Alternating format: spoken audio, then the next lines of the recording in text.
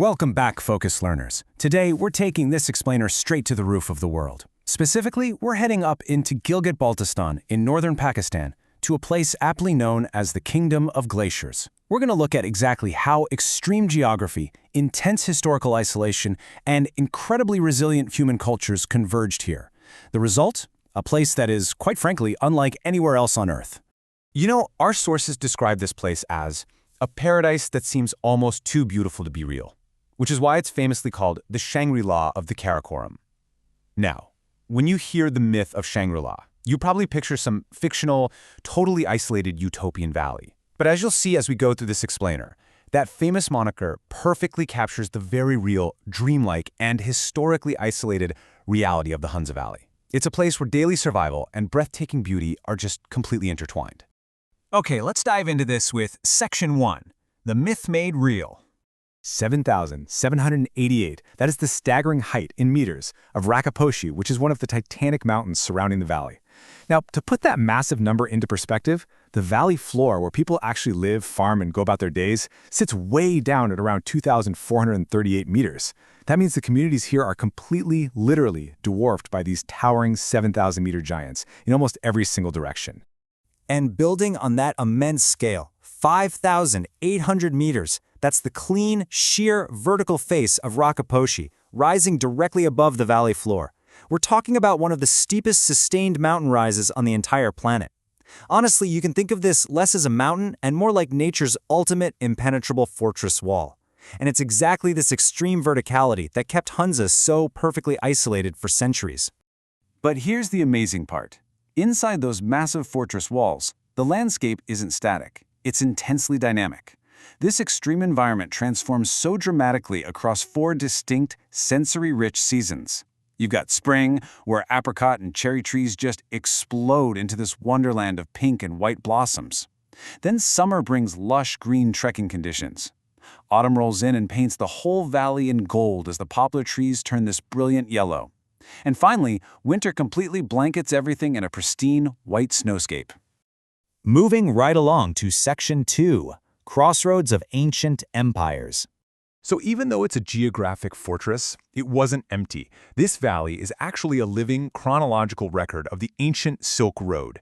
Ancient Buddhist monks passing through literally left their mark in Brahmi script right on the rocks. Then, by the 15th century, Islam arrived and transformed the culture.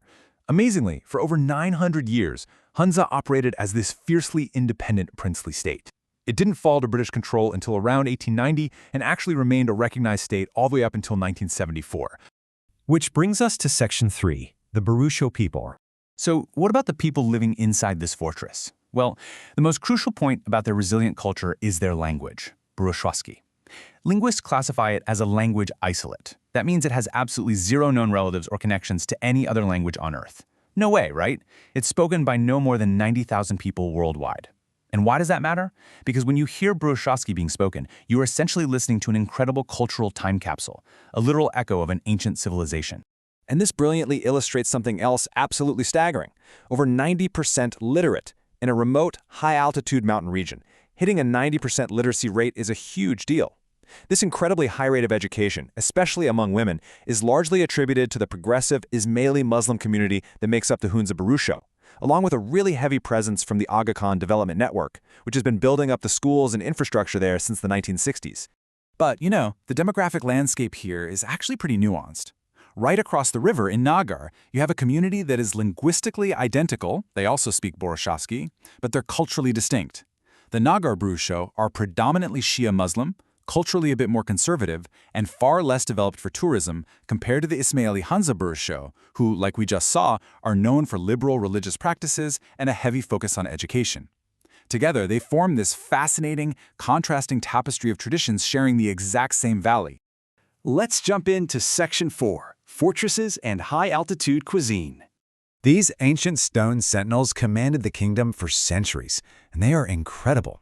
Baltit Fort is 700 years old, sitting high on a ridge overlooking the historic capital, and used to be the residence of the Mir, the ruler of Hunza. But down below it is Altsit Fort, which is even older, a mind-boggling 1,100 years old. It's perched incredibly dramatically on a cliff directly above the river. These are masterful, real-world displays of defensive engineering built from stone and timber to survive both invading armies and massive earthquakes. And hey, you can't survive in a fortress without food, right? Extreme environments birth highly specialized nutritional diets.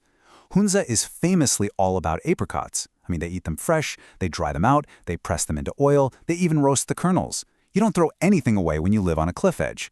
Their survival cuisine also features chapchurro, which is this hearty stuffed meat pie, plus stone oven baked flatbreads, and sea buckthorn juice, which is super tart and incredibly packed with health benefits. Finally, let's look at Section 5, the modern mountain frontier. If you were to hop in a car today and drive north on the spectacular Karakoram Highway, your journey would essentially be a highlight reel of extremes. First, you'd trace the edges of Atabad Lake. Moving further north, you'd enter the region of Gojal, completely dwarfed by the Pasu cones, these massive, iconic, jagged granite spires. And finally, the road takes you up to Sost and the Kunjrab Pass.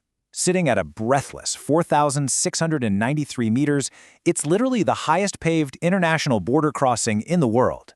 Now, that Atabad Lake we just mentioned, its story is a perfect example of just how volatile this frontier really is. That lake, it simply did not exist before January 4th, 2010. A massive landslide wiped out a whole section of the mountain, blocked the river, destroyed 26 kilometers of the highway, and tragically displaced thousands of people. But from that profound disaster emerged a 30-kilometer-long lake with striking, bright turquoise waters. It quickly transformed into this massive tourism hub, standing as a really profound symbol of the valley's resilience. And for those of you willing to actually step off that paved highway, the real extremes are waiting for sure.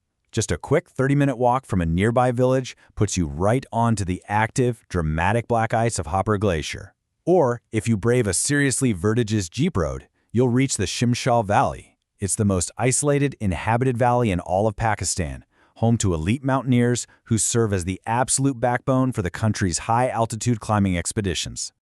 So what does this all mean for the valley today? Today, Hunza has realigned highways, massive modern engineering projects, and a booming tourist economy. Which brings us to a final provocative question. If a place is fully accessible year-round through modern infrastructure, can it still really remain an eternal Shangri-La? Is the magic found in the isolation itself, or is it woven into the enduring resilience of those stone forts, the unyielding mountains, and the ancient people who call it home?